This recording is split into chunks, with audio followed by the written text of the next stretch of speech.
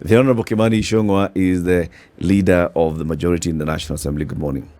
Morning, Latif. How are you doing? Not bad. Uh-huh. Please ask Kenyans on the entry at Westlands to stick to their lanes. That's a problem, eh? Huge problem around just after ABC. What is the entry to Westlands? From No, where? to the expressway. To the expressway. Okay. They're all cramming up at the entrance, even those who are not using the expressway. What do you think is the cause of that? Well, partly the rains and the state of the road, the lower deck road. lower deck. Maybe leaving the house a little bit late, Mheshimiwa. I also left well- a bit late. Well, probably also. But do not let Wanjiru lecture you on being late. She can only talk about it from the point of experience. Wanjiru is my good friend. Yes. So Yeah. she's allowed. But anyway, Latif, my apologies. I also had another engagement at 7:30. Okay. So when you get a bit of traffic, it becomes a problem. It's all right. Yeah. We'll have a conversation for the next 20 or so minutes, but we appreciate you coming. We specifically invited you to come so that you can give us, the lowdown of what's happening now with the new conversation that's about to take place. This bipartisan conversation.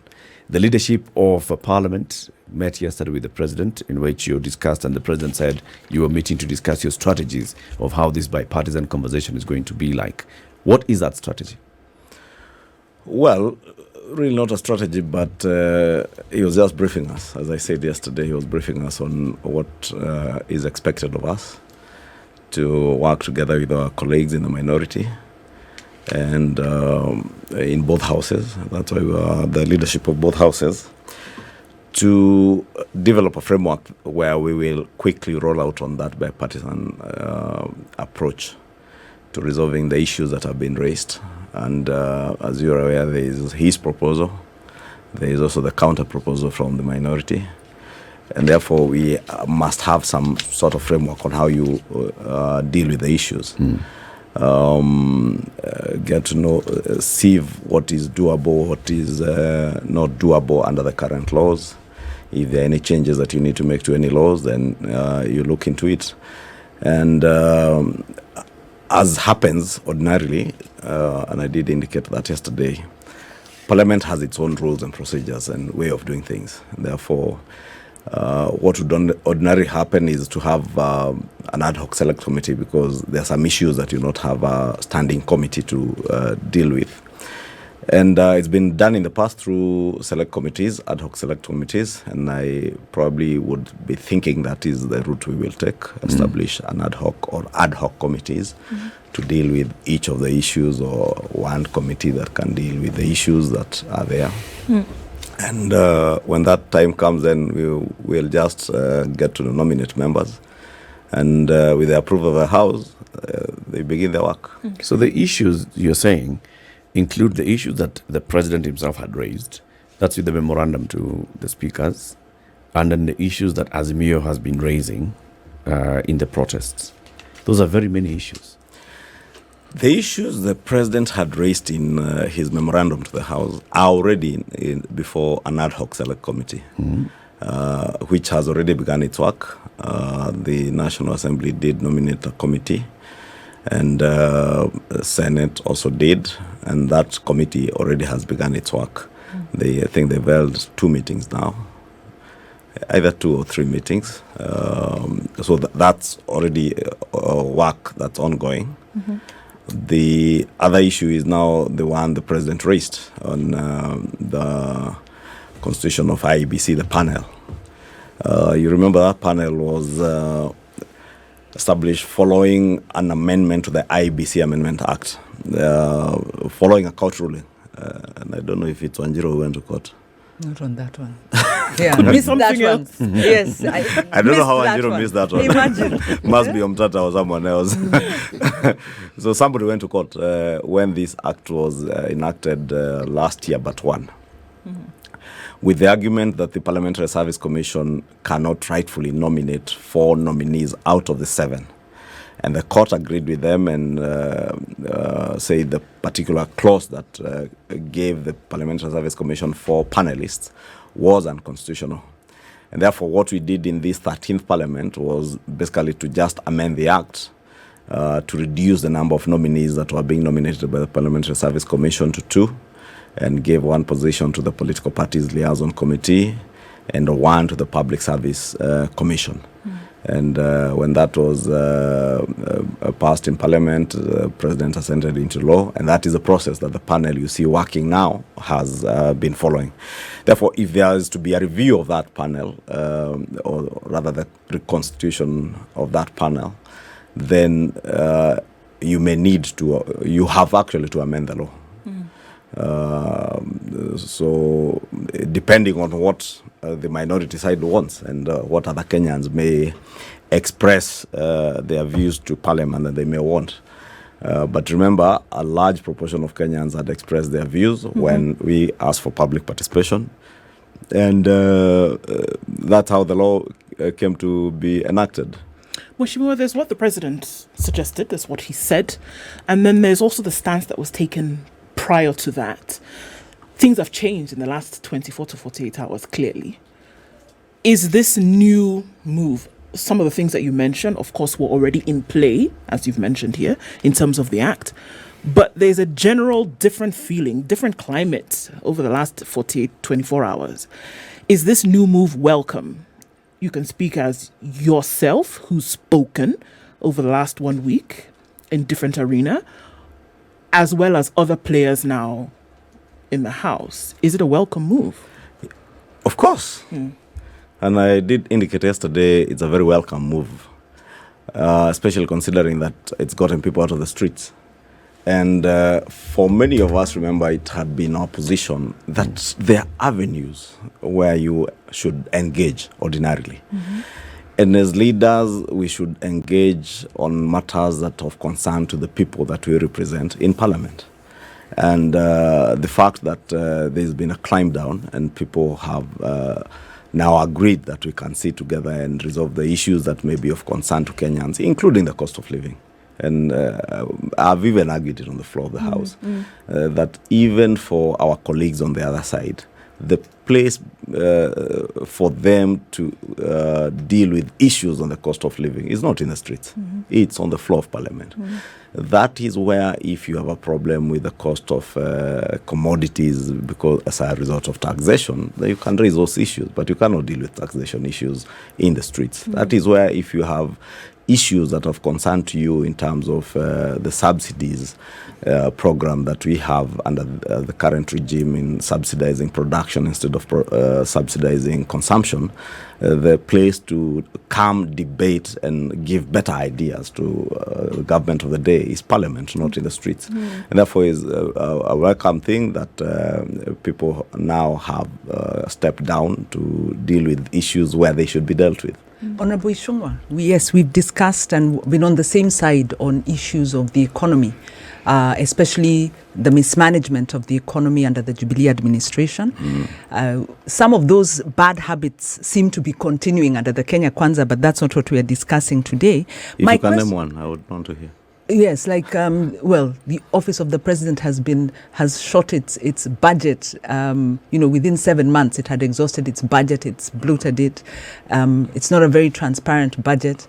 Then the appointments that we are seeing of excess numbers at a time when we're in fiscal, we're in austerity. But let's not get sidetracked. I think there is cause for, if you have time, maybe we can discuss the economic. My question is, we have a political issue here, and the legislative process in Parliament is perceived as somewhat captured. When we've had public participation and we've raised this issue with you, it's an issue that's also gone to court, where the public participation process in Parliament becomes almost a tick-the-box exercise, where the public are invited, they give their views, but then the politicians settle the matter based on what they've already determined. Now, how do we deal with a political problem like we have now? Because there is a political problem. There's a problem of cost of living. There's a problem around our elections and the credibility and of our elections. You're then talking about using a parliamentary process to deal with a political problem where the citizens don't have proper voice. Citizens are not assured they'll be heard. is this really going to diffuse the temperatures in the country? Is this really going to build the nationhood and the support that Kenya Kwanza administration needs to implement its agenda? Or are you proposing we go back to a business as usual approach? Or are you going to deal with the crisis that's facing the country? Well, Anjiro, first, I never let anything pass.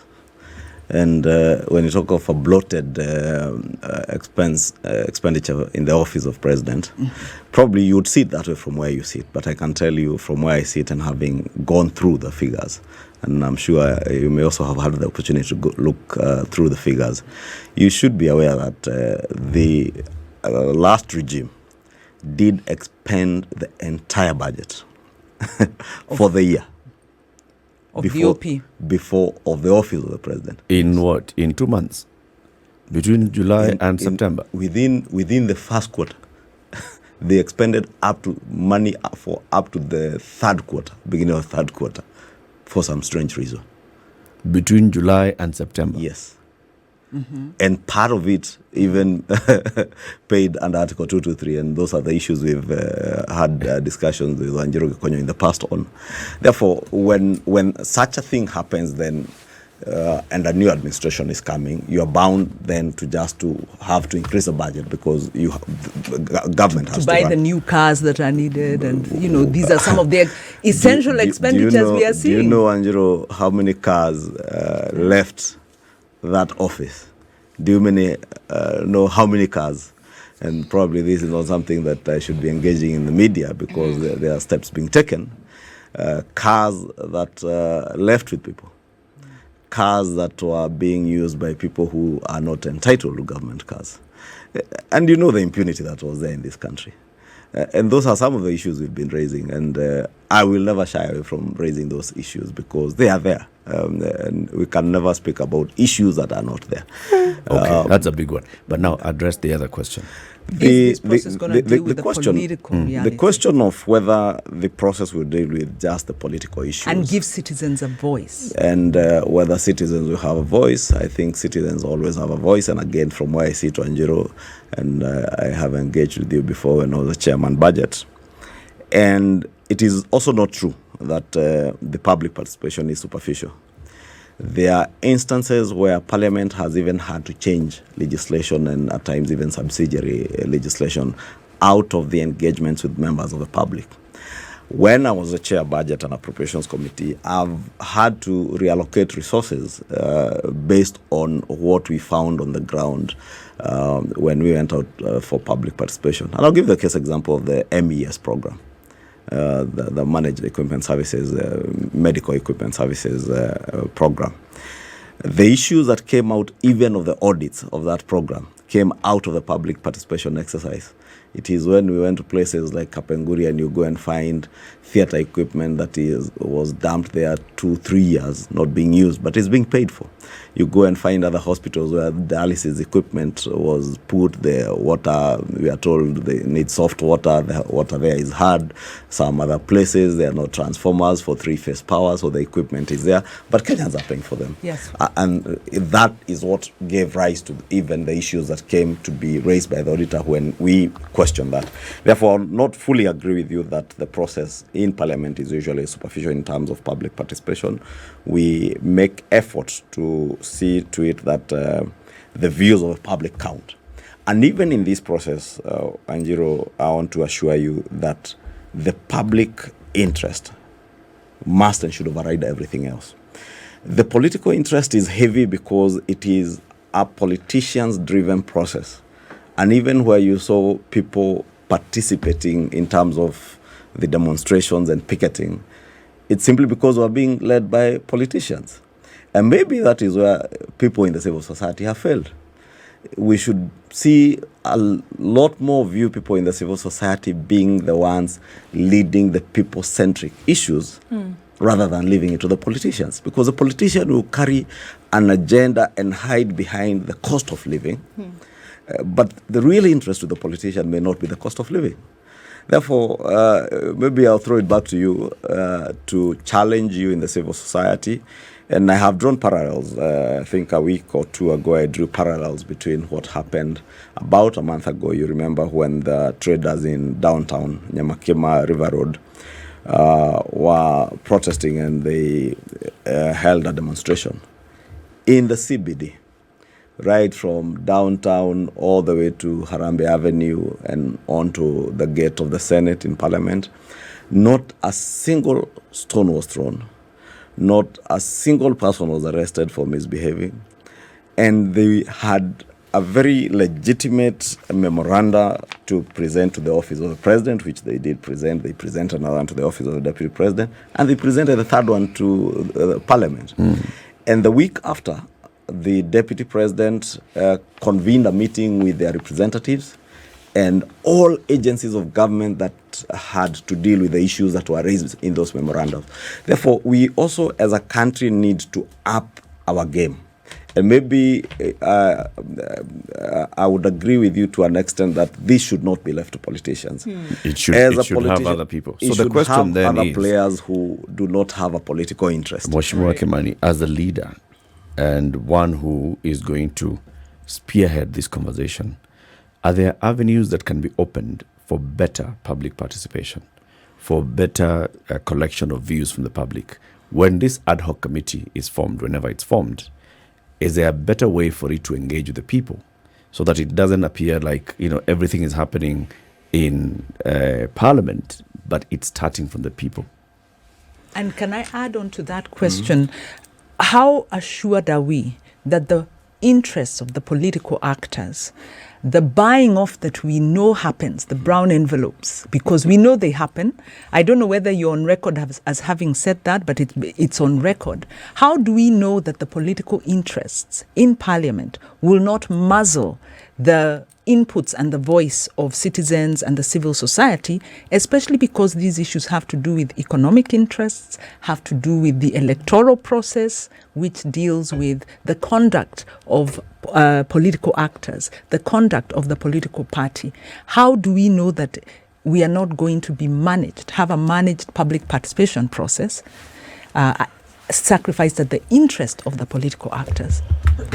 Well, I don't know what further assurance I can give you, other than, as I said before, encourage even you in the civil society and you in the media. Parliament runs a very open program. You're at liberty, and that's some of the improvements that you should do in the media. KBC does cover all sessions of Parliament. And unfortunately, not all committees are covered by the media. Probably this is one such opportunity that you have to ensure that there's transparency in the conduct of business by committees of Parliament, that you offer the live coverage that I saw you offer to demonstrators.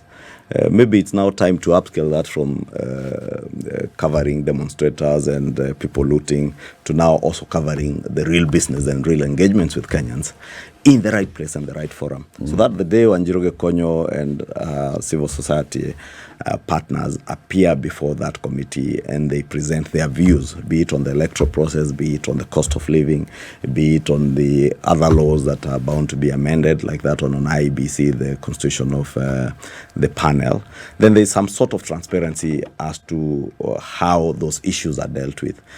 And there's nothing that stops the media from covering right from the first meeting to the last one. And then look at what was presented to the committee and the outcome of the report. Because at times Parliament is unfairly criticized. Unfairly? Unfairly. Would you say that? Yes, unfairly. And I will repeat, at times Parliament is unfairly criticized. Maybe 20 or 30% of the time it's unfair. Even if it's 20 or 30%, Wanjiru, what is unfair. Because I've seen instances where people don't even take time to read through the reports. And I know Wanjiru takes time to read, and I've seen her analysis of things that Parliament has done. And part of it is very accurate. Part of it probably what is done by other people, and you're just expressing it, may not be very accurate. And that's why I'm saying many a times Parliament is unfairly criticized. But Parliament tries to be as open, as transparent, and as accountable to the people as we can be. And I want to assure you that we will endeavor to do the same. Latif is not about one person in parliament. It's not about me leading the process or the leader of minority or any particular person. That is why even the committee that is nominated is proposed to the House for the House to adopt and agree with those names.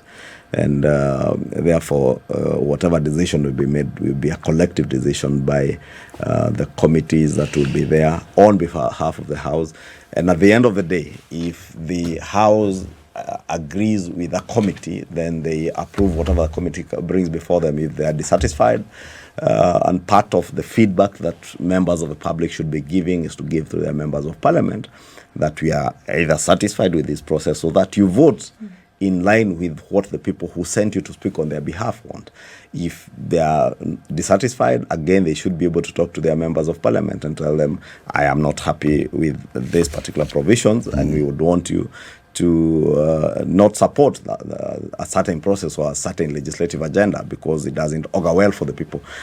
But a lot of times, Kenyans do not engage. I am yet to see any particular constituency or members of the public who have petitioned their members of parliament to take a position on a certain issue. So at times it is left to the whims of and thinking of politicians, and that is why Wanjiru may at times be tempted to think that they are brown envelopes that are changing hands. But then again, even if anybody was to change brown envelopes and you are in parliament to represent your people, and your people have given you their position on certain issue, I don't think there's any politician who will opt for a brown envelope against the wishes, the voice of the people, over the voice of can I offer not just the people, but their bosses. One of the reasons for that may be that people generally do feel that even though they were to proffer an opinion or position, maybe to engage with their member of parliament, for example, just at that level, even their MCA, to recall, for example, they felt they were not doing anything, is that they feel that the process would not be fair in their favor. That they feel that the power really is not in their hands and that something will be done to counter what their feeling is. What would you say about that? I think maybe Wanjiru will agree with me. Kenyans are yet to internalize the power the 2010 Constitution gave to the people. At the preamble of the Constitution tells you that all sovereign power belongs to the people and is exercised either directly or indirectly through the elected representatives. So what we've come to believe is that we can only exercise our power directly as the people by demonstrating. That is what, again, politicians are making you to believe. But the person sitting as an MCA sits in that assembly on your behalf. When I sit in parliament, I don't sit there just as leader of majority. I sit there as member of parliament for Kikuyu. And therefore, the interests of the people of Kikuyu and their issues of concern... Are they front and center? They are front and center for me.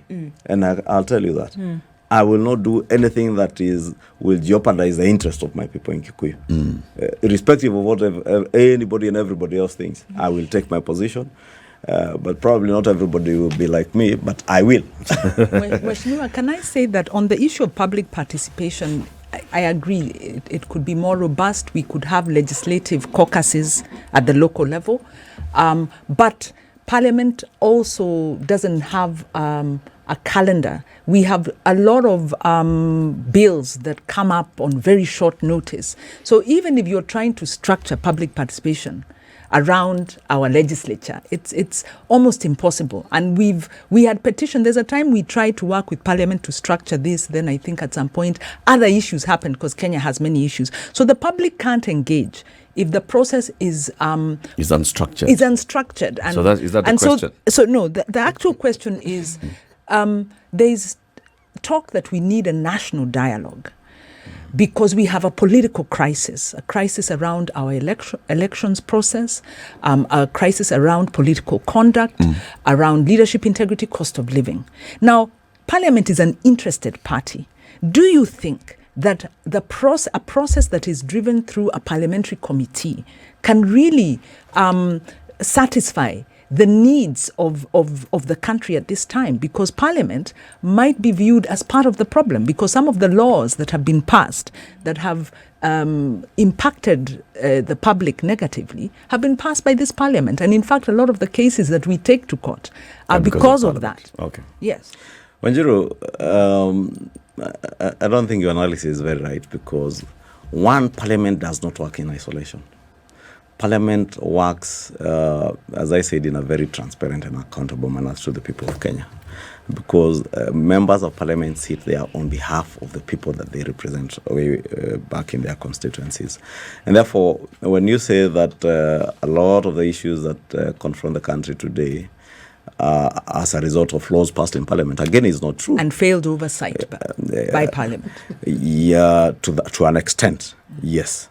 And you remember, I think last year, but when I had an engagement with you, I think just before the BBI process or thereafter, because people again come to Parliament with different views, and you really have no system of controlling someone's view and what they believe in. And I'll give you the case example of the last Parliament, the 12th Parliament that I sat in. A lot of laws that were passed, part of the laws that we are fighting about now, this panel, IEBC panel. If you go to the hands of the House, you will see what myself, the Honorable Murugara, the Honorable Aden Duale said about this law. And we told them when they were enacting that law, this law is not right. And fortunately, when somebody from the civil society went to court, the court agreed with them. Therefore, we are in a system again where there are adequate checks and balances. So with that in mind, if Parliament does enact a law that is unfair to the people, or that is not constitutional, people have a fallback plan. And I think that's where the civil society comes in. The question that's is, where the courts come in the current situation, as we conclude this conversation, do you say that there is room for a national dialogue that extends beyond having members of Parliament? Or must we contain this to Parliament for now? Let me say the fact that it's confined to Parliament doesn't mean that it is restricted to parliamentarians. It doesn't mean that. It means that the members of Parliament are only doing this on behalf of the people, and that is where the public participation. And I agree with Wanjiru, we have indeed identified the gap in terms of the formal framework, legal framework, to entrench how public participation should be done. And in the last Parliament, you remember, there was a proposed bill by the Honorable Chris Omalo to anchor the public participation framework in law. And therefore, it's just that that bill died in the course of time before the lapse of the last Parliament. But it's one of the laws that probably another member of Parliament could pick up and push within this Parliament, to ensure that there is a framework, as Wanjiru says, Kenyans are not ambushed. But again, having learned over the last 10 years under this new constitution how bills come into Parliament, how they are processed, how public participation is done, that's why I'm throwing back the challenge to the civil society and other actors, including the media, to inform Kenyans and let Kenyans get to know how they can participate in the legislative process, even when they don't sit in Parliament. So that even in a process like this, Kenyans must ensure that they are not left behind. If you want to make sure that your views are catered for, just make sure that you appear before committees. Don't wait until a politician comes back to you to tell you, now we need to go back to the road, or we need to go and protest outside Kimani Ichung'wa's office. Yet you had an opportunity when and how to deal with the issues before you. Mheshimiwa Kimani Ichung'wa, thank you very much for joining us, albeit late, but at least we've had some 30 minutes of a conversation. We'll invite you again so we can have 2 hours of a conversation, right, to cover for this as well. Kimani Ichung'wa is the Member of Parliament for the good people of Kikuyu constituency, and also the leader of the majority in the National Assembly. He's been here with us to talk about the roadmap to the bipartisan conversation. This is the Situation Room, the only way to start your day.